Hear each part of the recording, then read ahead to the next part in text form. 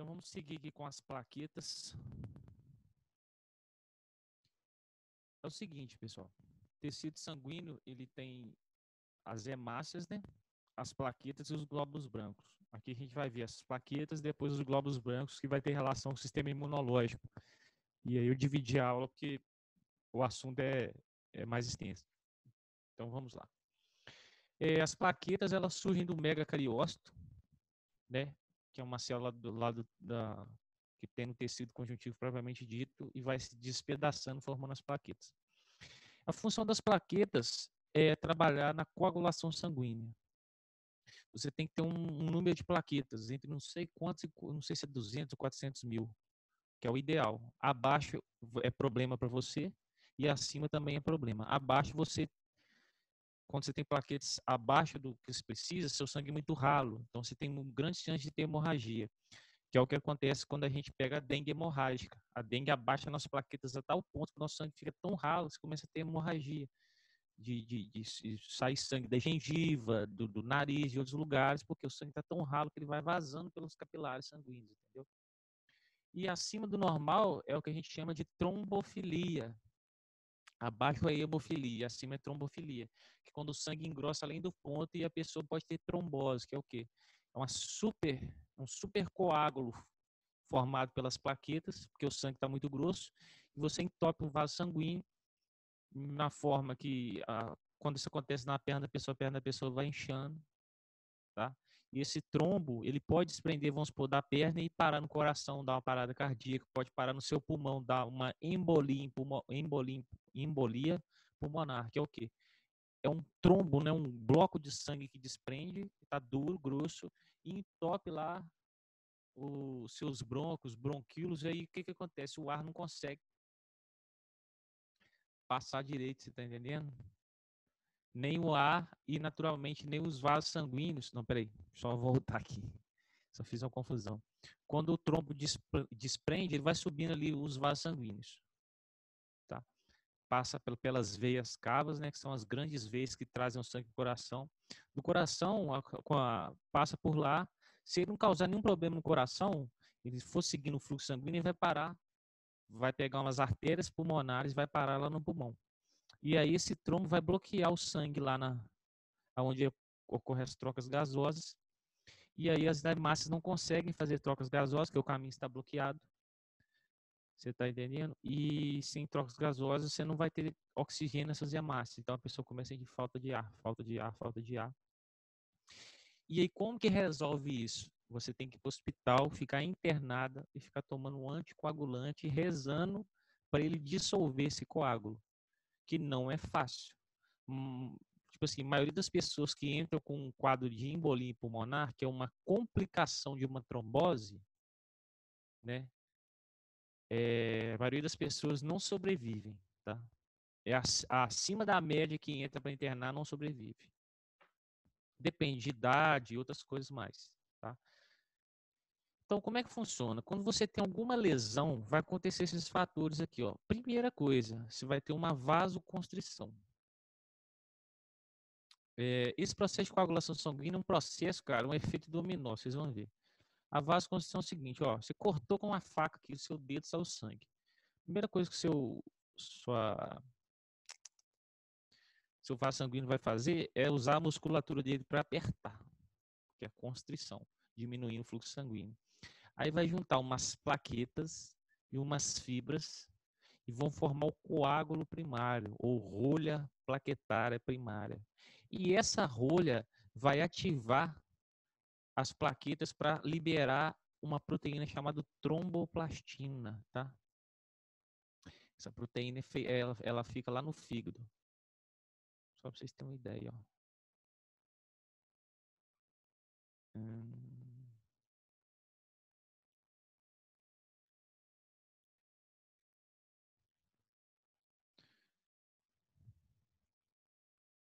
Isso aqui é tudo o ciclo da coagulação que eu vou detalhar para vocês.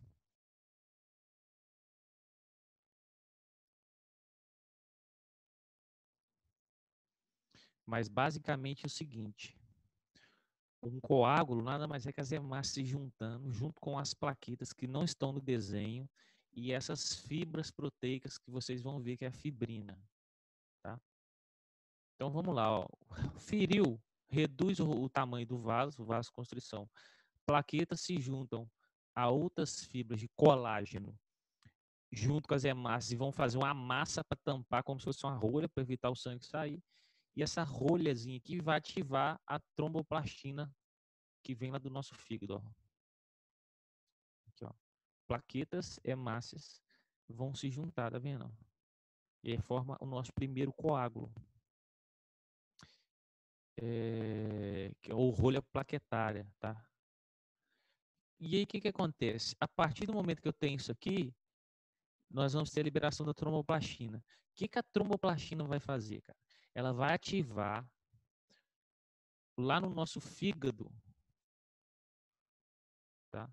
Lá no fígado, nós vamos ter o tromboplastinogênio. O que é? É a tromboplastina recém-nascida, digamos assim, inativa.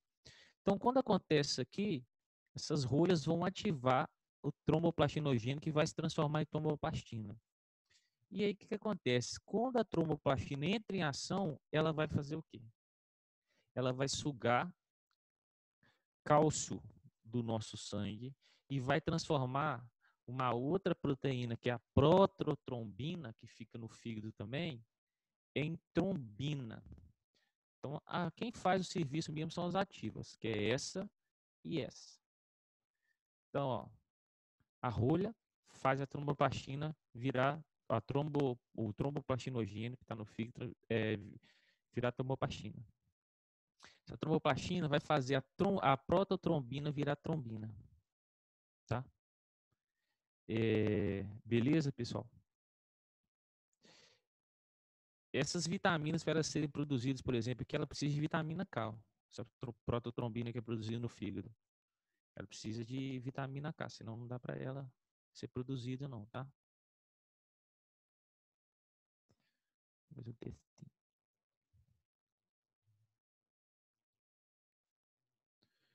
Tá doido? Não é isso que eu quero, não, bicho.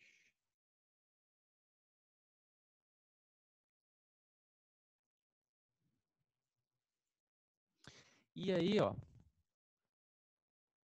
coágulo faz isso virar isso. Formativa. Vai transformar a prototrombina em trombina. O que a trombina faz? Ela vai pegar uma outra proteína que fica circulando no plasma sanguíneo, que é o fibrinogênio, e vai transformar na fibrina. É você que eu quero, não. E vai transformar isso na fibrina. A fibrina vai formar uma rede aqui, deixando o nosso coágulo assim bem formado, tá? Que é o que nós observamos aqui, ó. Olha lá, as fibrinas aqui. Entendido? Esse esqueminha, ele fala bem isso, ó. As plaquetas vão ativar a tromboplastina, que faz a prototrombina virar trombina, que vai fazer o fibrinogênio se transformar em fibrina. Nota que o cálcio, né, ele aparece na jogada aí. Olha lá, pega cálcio do plasma. Isso aqui é importante, tá, galera? Não tem segredo. Você tem que entender o quê? Você tem proteínas inativas que são ativadas graças ao início aqui do coágulo. E aí começa o serviço. É uma reação em dominó, é feita em cadeia. Tromboplastina ativa a trombina, né, que vem da prototrombina, e a trombina vai ativar a fibrina, que vem do fibrinogênio.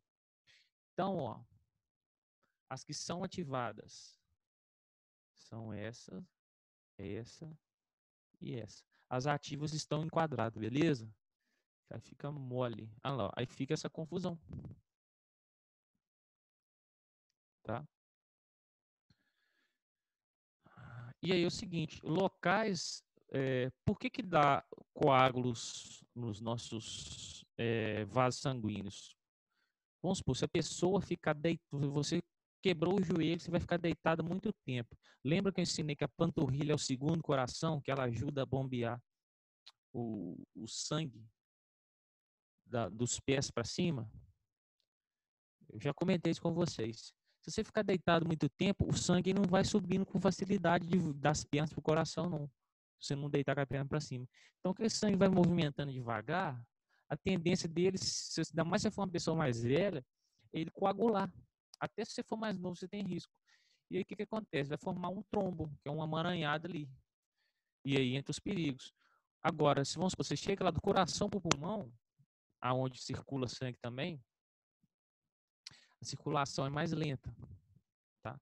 Então, seu organismo produz um anticoagulante natural chamado de heparina, tá? A heparina, por exemplo, é um anticoagulante que a pessoa toma assim quando ela está com trombose, dependendo do nível da trombose, e outras coisas. Você vai pegar o morcego, sanguessuga, esses animais que tem que picar para sugar sangue, eles têm tipo uma heparina ali, substâncias nas glândulas salivares, tipo as heparinas, para fazer o seu sangue ficar ralo, né, não coagular, porque vamos supor, a presa, você pega uma presa de uma sanguessuga, ela fura o seu vaso sanguíneo, então vai acontecer toda essa cadeia de atividades. Agora, ela mesma vai produzindo um anticoagulante que não vai deixar essa atividade coagular o sangue, senão ela não ia conseguir sugar, entendeu? Bicho é danado. Agora, em compensação, você pega cobras e que tem uns venenos extremamente fortes, o veneno delas já são coagulantes, faz o seu sangue coagular. E aí que tá a jararaca, por exemplo, que dentro de uma hora e meia, dependendo, se não for, você dança, entendido? Você morre. Porque ela vai entrar fazendo seu sangue coagular rapidamente, entendeu?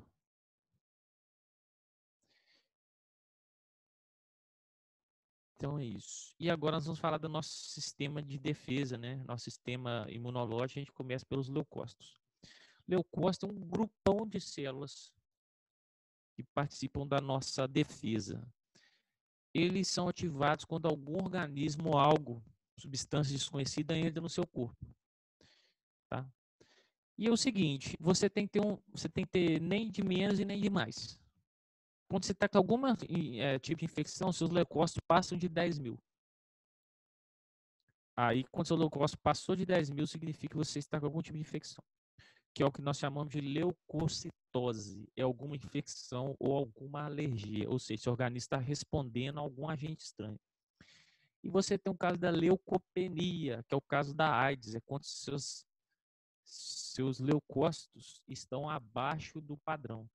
Só que a AIDS ela ataca muito os linfócitos T, que é um grupo importante dos leucócitos, que é também medido no seu exame de sangue. É ali que ele denuncia.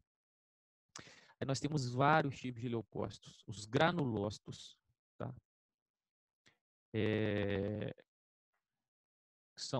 Quem são os granulócitos? Os que tem esse nome porque são meio granuladinhos. Os neutrófilos, eosinófilos. Os neutrófilos têm a função de comer agente estranho no seu corpo. O eosinófilo já tem relação com o processo alérgico. Se tiver com alguma alergia ou verme, ele aparece alto no seu exame. E os basófilos vão liberar a heparina e a histamina. A histamina é antialérgico, né? E a heparina é anticoagulante, como eu já tinha comentado. Tem os leucócitos também, que são os agranulócitos, tá? Que é os linfócitos. O B, os linfócitos T. O B, cara, ele é o cara responsável por produzir anticorpos, olha só. E o T, que é o que é onde a AIDS ataca muito, ele vai ter várias funções do nosso sistema de defesa, inclusive avisar o B. E ele avisa o B para produzir anticorpos. Então, se ele para de funcionar, ele para de avisar o B, você para de produzir anticorpos. Aí está o problema. E tem os monócitos também, ou macrófagos, que também vão ajudar a comer o agente estranho. Aí tá carinho dos caras aí. E é o seguinte, fora os nossos leucócitos, nós vamos ter agora, vamos só ler o heredograma antes de eu falar da linfa, o hemograma. O hemograma é o seu exame de sangue. Tem vários valores que nós chamamos de referência, que é o seguinte, ó. Aqui são os valores de referência, são que todos esses valores aqui tem que estar maior do que esse e menor do que esse, tá? Se considerar alguma coisa diferente, tem que analisar. Ó, hemácias. Se a pessoa veio de algum local de grande altitude, estaria acima disso aqui. Lembra que eu expliquei? Aí tá a hemoglobina, dessa pessoa tá um pouquinho alta. Aí tem que investigar. Tá? Eritrograma, que são células que estão relacionadas às hemácias. Leucograma já é a parte dos leucócitos. Esse hemograma não tá vendo só a parte do sangue em si, mas não tá vendo colesterol, essas coisas geralmente a gente vê. Aí tá, várias células. Essas células metamieloses são células jovens que depois vão dar origem às células adultas. Bastonetes, eosinófilos, ó. Essa pessoa está sem processo alérgico nenhum, tá? Deu 1%. De 4 a 8% é considerado normal. Normal. Basófilos linfócitos. Está dentro do normal. Tá vendo? Essa normalidade pode ser expressa pela porcentagem ou pelos valores. E aqui estão os monócitos. Plaquetas entre 150 mil e 450 mil. Vamos analisar aqui, ó. Essa pessoa está com 17 mil plaquetas só. Por exemplo, essa pessoa ela não pode fazer uma cirurgia. Porque está com a plaqueta extremamente baixa. A plaqueta extremamente baixa não tem capacidade de coagulação sanguínea nenhum. O sangue dela está muito ralo. Não sei se ela teve dengue, alguma coisa assim. Então ela não pode fazer cirurgia, porque senão, logo o cara cortar, começar a vazar sangue, vai vazar mais sangue do que o normal, porque o sangue está ralo. Por isso que a cirurgia é desaconselhada. Então vamos ao bichão aqui, ó. Sistema imunológico.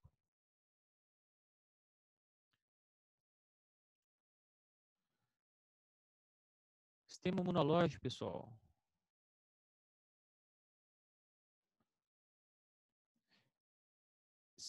Ele vai coordenar todas as nossas defesas, tá? De tudo que entra no nosso organismo. Corpo estranho, micro-organismo, vírus. Basicamente, ele vai trabalhar a hora que a nossa barreira externa falha. A nossa barreira externa é a pele. Beleza? Tecido epitelial muito juntinho, tá? Onde tem a camada córnea lá também, a pele vai ter um pH ácido também, que dificulta as bactérias se reproduzirem na superfície da pele. Nós vamos ter barreiras químicas também, tá?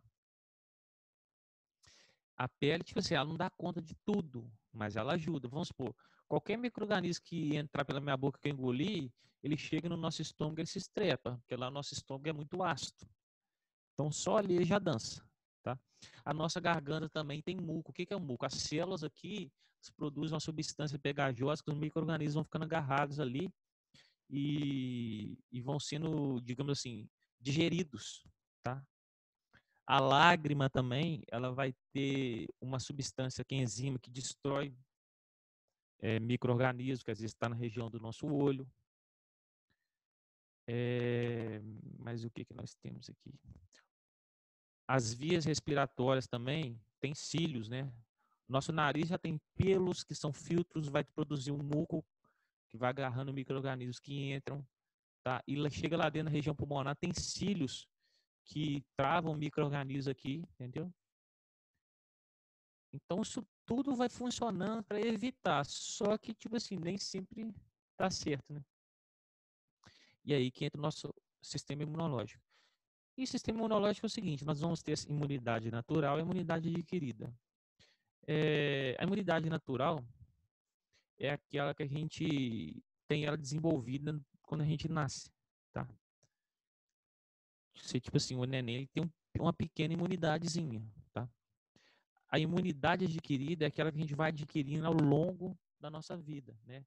Você vai pegando vários tipos de gripe, infecções bacterianas, então você vai desenvolvendo anticorpos. O anticorpo é o seguinte, cara, é específico.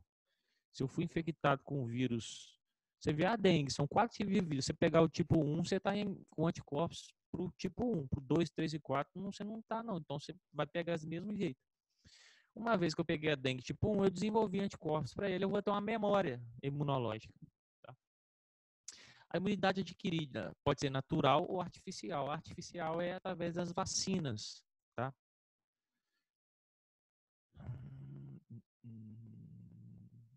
E aí é o seguinte, quando um agente infeccioso vai entrar no seu corpo, a primeira coisa que você vai ter vai ser um processo inflamatório. Tá? E aí o que acontece? Esse processo inflamatório, tá? Acontece quando as barreiras físicas, como a pele, são rompidas. Tá? O micro-organismo consegue atravessar ali através de um corte, né? Um espinho, alguma coisa assim que vai entrando ali. E inflama, né? Tanto é que incha. E os tecidos danificados vão liberar uma substância que vão ativar essa história. Então, as primeiras células do nosso complexo de defesa vão ser os mastócitos, vão liberar a histamina. A histamina ela é uma substância que vai facilitar o processo de diapedese. Diapedese, pessoal, é muito simples. Você está vendo essas células aqui? As células são células de defesa nossa. Elas vão atravessar o meu vaso sanguíneo para ir lá na superfície da minha pele que está danificada. Tá?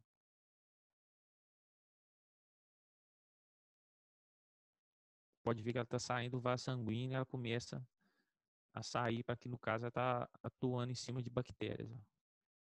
Por exemplo, que eu tive alguma espinha, alguma coisa que perfurou minha pele, liberou a barreira, as bactérias estão entrando. Aí os mastócitos vão liberar o quê? A histamina, tá? Que vão facilitar que essas células de defesa saem para tentar comer essas bactérias, tá?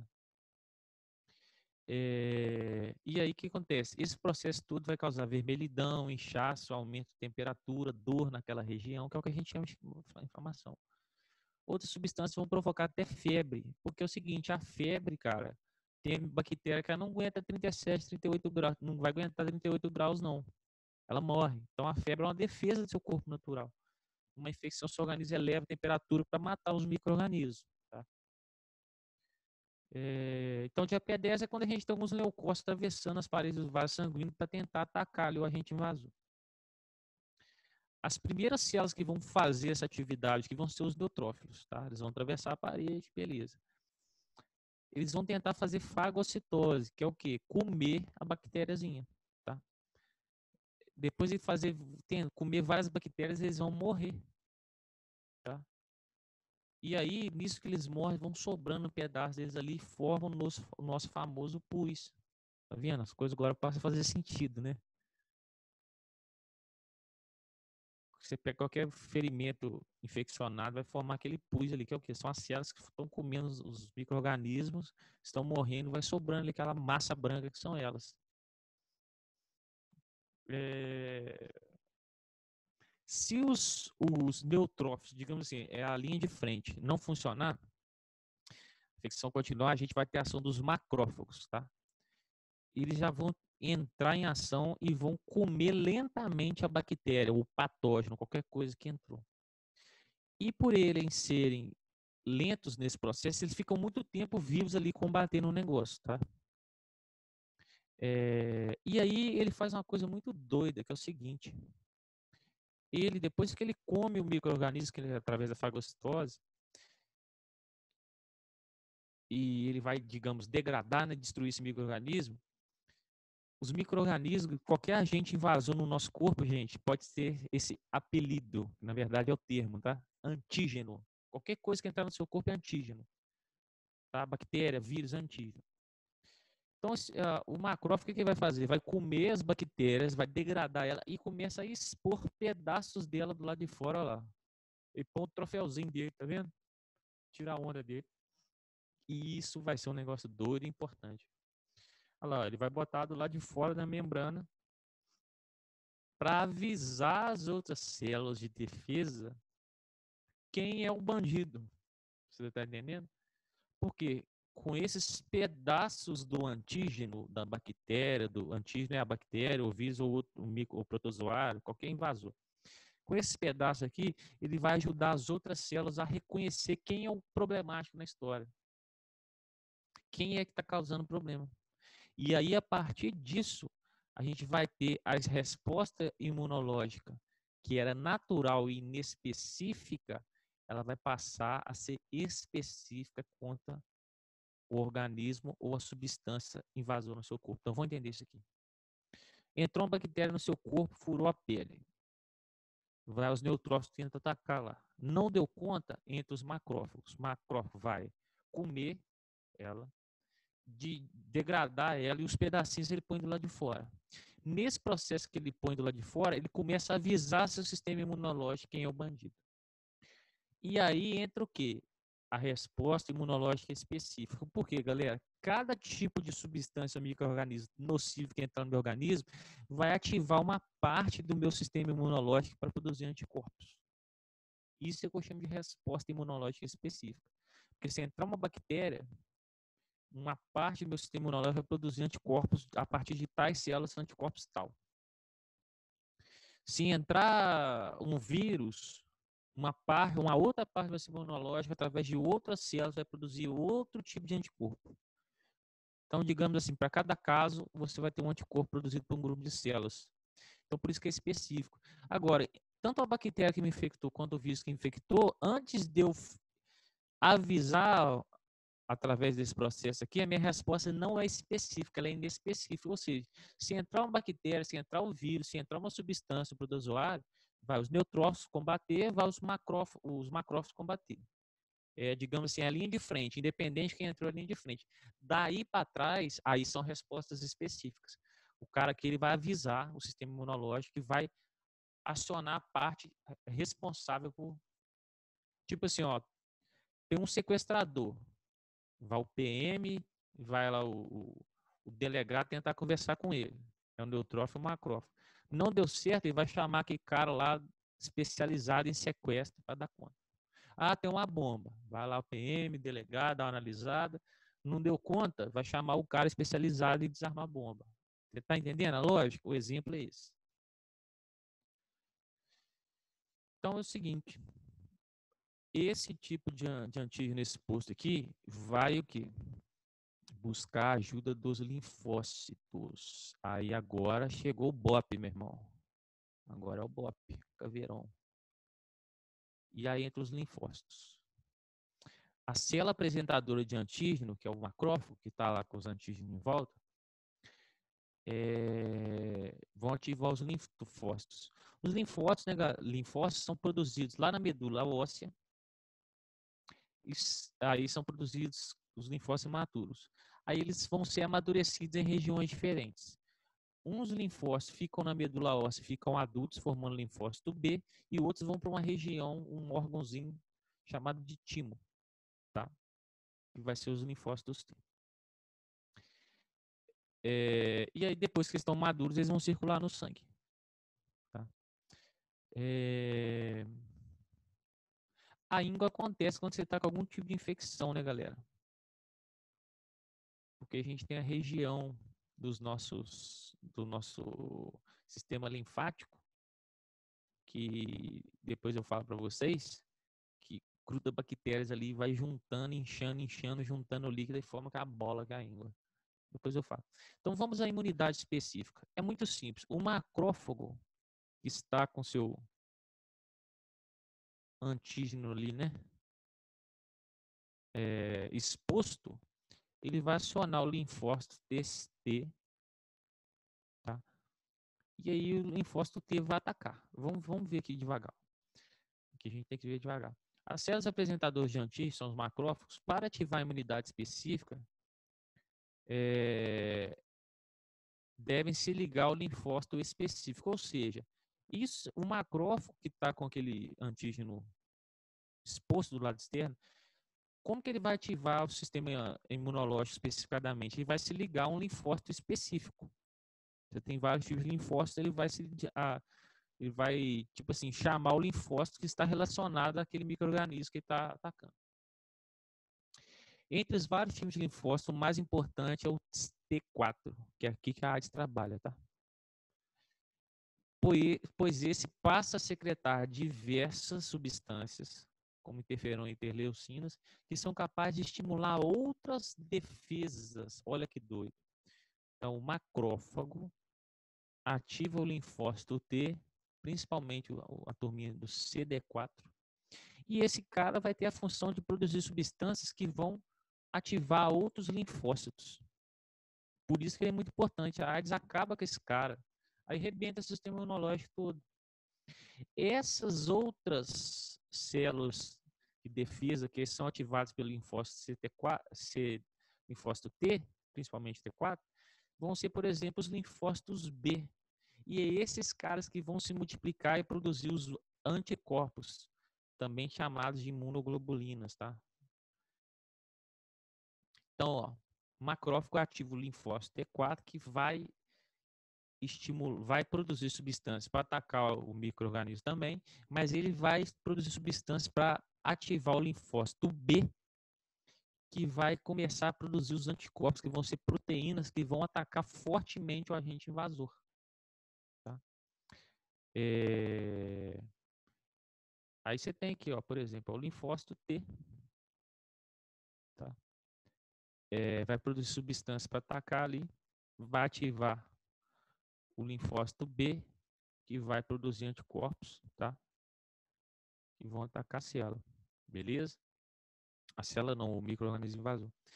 E aí é o seguinte, e durante esse processo todo, eu posso ter ativação do linfócito T killer, ou citotóxico. O que ele faz? Ele vai se ligar ao patógeno, que é o agente invasor, e vai liberar outras substâncias tóxicas ali em cima dele, para destruir também. Então, ó, linfócito T ataca e ativa o linfócito B, que produz anticorpos que vai atacar também o agente invasor. E além disso, o linfócito T4 vai ativar o linfócito T-killer, ou citotóxico. Esse linfócito vai grudar no micro-organismo e começa a produzir um monte de substância para matar ele. Aí fecha a tampa do caixão. E aí, cada processo desse é diferente para cada micro-organismo que entra no nosso corpo. E através disso aqui, eu aprendi um caminho de proteção no meu sistema imunológico. Se esse mesmo organismo micro-organismo vier me infectar, a turma aqui já está treinada. Você está entendendo? Aí é o que eu chamo de imunidade natural. Você pegar coronavírus, sobreviver, seus caras vão ter trabalhado para combater o vírus. Então, se pegar de novo, eles já vão estar ensinados. Tá? Bom, isso é o que a gente espera, né? Só que está tudo muito novo. E os anticorpos produzidos pelo linfócito B, eles só ligam tipo assim, o linfócito B produziu um anticorpo. Se eu tiver infecção ao mesmo tempo de uma bactéria e um vírus, mas quem ativou a produção desse anticorpo só é a bactéria, esse anticorpo só serve para a bactéria, não vai servir para o vírus, não. Tá? Ele é específico. Tá? Ele é específico. Então, eles vão imobilizar o agente invasor, tá? E aí vai ajudar eles a serem destruídos pelas células. E depois que teve essa confusão toda, outro linfócito, que é o T supressor, emite um sinal químico que vai inibir a atividade dos outros linfócitos, tá? Doenças autoimunes. O que são as doenças autoimunes, pessoal? São doenças em que o meu próprio sistema imunológico ataca meu corpo. Lúpus, diabetes tipo 1, que é o seu sistema imunológico ataca o seu pâncreas, aí gera diabetes. Doenças reumatoides, tá? Os nossos linfócitos ficam meio doidão e começam a ativar meu sistema imunológico contra o meu próprio corpo. Isso é complicado, tem que tratar. E como é que funciona a questão da memória imunológica? Isso aqui é o seguinte, vou fazer um gráfico paralelo aqui. Não, aqui é qualquer. Não.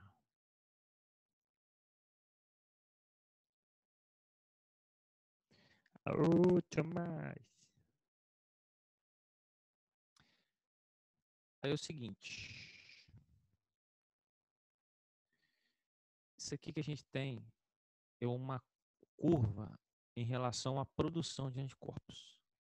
E aqui eu vou fazer uma curva em relação ao número de vírus ou bactérias que me infectaram.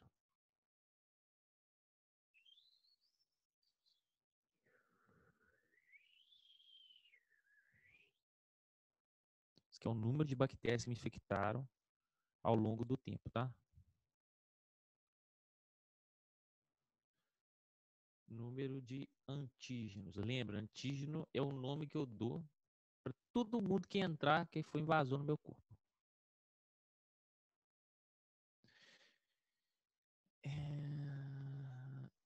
Então, o que acontece? Vamos lá. Quando eu tive uma infecção, uma boa parte dos linfócitos B é transformado, digamos assim, numa célula de memória. É eles que vão guardar esse aprendizado desse combate. que a hora que vier o cara de novo voltar, elas já estão ensinadas. Ó, o bandido voltou aí. Tá? Então, a resposta imune depois do primeiro contágio é diferente. Vamos supor, eu peguei uma gripe. Tá? Aí, na gripe, eu tive uma alta infecção viral, passei todas as coisas e tudo mais. E aí, o que acontece? Meu sistema imunológico foi produzindo anticorpos, aprendendo o caminho, né? Beleza. Ele foi aprendendo o caminho de produzir, de combater, então ele fez essa quantidade de anticorpos aqui. Então, eu tive muita carga, os vírus conseguiram se reproduzir muito, geraram muitos descendentes, atacaram, toda aquela zebra. Eu consegui fazer uma defesinha aqui, mas pendei mais com a gripe. Agora, se depois eu pego a gripe novamente, como a turma já está treinada desde cedo, agora eu já faço uma resposta imunológica bem mais intensa. Naturalmente, meus vírus, numa segunda infecção, eles não vão se multiplicar muito e rapidinho eles vão ser debelados. É o caso, tipo assim, você pega uma primeira infecção, te bombardeia. A segunda infecção, você não sente nada ou te dá só uma febrezinha. Ou uma gripezinha. É história, né? Então é isso, tá? A resposta primária é o que acontece pela primeira vez que o organismo está combatendo uma infecção. A secundária já é depois que ele está treinado. E aí, galera, imunidade passiva e ativa. Imunidade ativa é a que a gente adquire tomando contato com o patógeno. Ela pode ser natural ou artificial. Comi cocô de cachorro, pegar uma bactéria lá, não sei o que lá, não sei o que lá, deu infecção, não sei o que. Depois você combateu, seu organismo pegou a imunidade, fez um processo de imunização ativa, natural. Tá? Agora, tem imunização ativa artificial, que é o quê? A vacina. Vou tomar a vacina da gripe. É o vírus da gripe que está na vacina, que enfraquecido, para estimular meu sistema imunológico, sem causar grandes prejuízos, meu sistema imunológico aprender o caminho de combater ele. Então, a imunização ativa é o seguinte, é um mecanismo em que eu tomo contato com um agente infeccioso e produzo anticorpos para isso. Eu aprendo a produzir. Isso pode acontecer naturalmente ou artificialmente através da vacina. Fora isso, nós vamos ter imunização passiva, que é quando eu não produzo anticorpos, é quando eu pego os anticorpos prontinhos de algum lugar e já coloco para defesa. A imunização ativa é eu aprender a fazer karatê, taekwondo e me defender. A imunização passiva é eu chamar o policial. Chamar um amigo para briga. Tá? A imunização passiva, vamos supor, uma cobra me pica, uma aranha venenosa, aí eu tenho que correr para o hospital lá para o cara me dar o soro antiofídico, que é o soro específico para cobra. O veneno da cobra é tão poderoso que se eu fosse ficar esperando o sistema imunológico aprender a combater ele e conseguir dar conta, você morre. Você pega uma jararaca da vida.